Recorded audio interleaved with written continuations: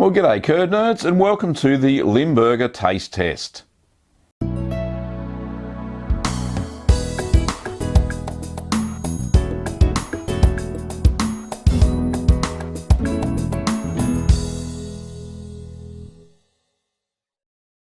So, Limburger, as I said in the making video, I don't think I washed it enough. This is about a week afterwards, and it's ripe now. I can smell it's ripe. It's quite on the nose. However, what disappointed me was that it didn't get the orange or reddish smear that I kind of expected on this cheese. So, a little bit disappointed. I think if I washed it enough, and maybe if I had to put some brevibacterial linens into the brine solution that I was washing the cheese with, that would have helped with the rind development. But it's fairly dry. It's a little bit sticky underneath. Not sure why that is, but it's very moist. It's still a very moist cheese. So let's have a taste test, shall we? So chop a little bit off. Very soft cheese, which is surprising. It should be a little bit firmer than this, but it's crumbling away in my fingers. It's sticky as well. So I don't know if that's normal or not, but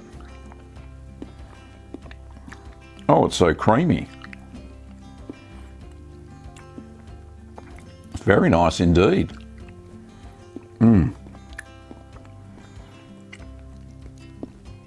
Dare I say it's a full flavoured cheese. Very bold flavours. You can taste the brevibacterium linens, or the ripening that it's done. It's not quite squishy in the middle like it should be, probably because of the lack of rind development, but the cheese does taste very, very nice. Oh, and that hit of salt as well. Very good indeed. But very sticky. Which I'm not sure if Limburger is supposed to be, but anyway, I'll have another little piece. It's a little bit creamier in the centre, so I think there has been some rind development. So overall, I'm not disappointed with this cheese. It certainly has turned out okay. Like I said, needs more rind development.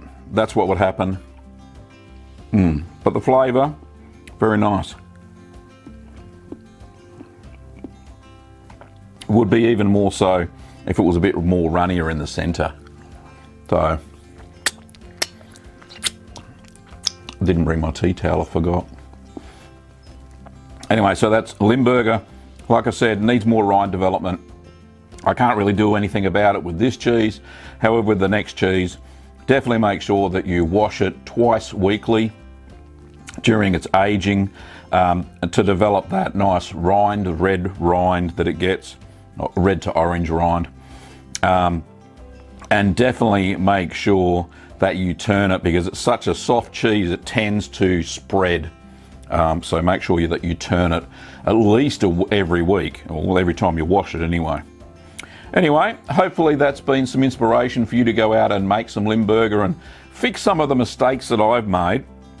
Not that I'd really call them mistakes, I just didn't know with this type of cheese. But definitely add some brevibacterium linens into your brine solution when you wash it.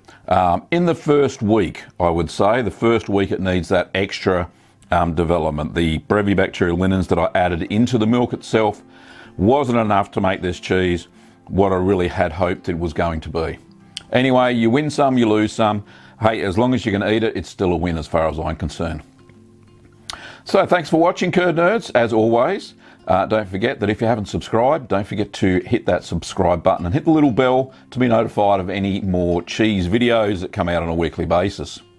You can also support the channel over at Patreon. That's patreon.com, and there's a link in the description below. Well, thanks for watching, curd nerds, and I'll see you next time.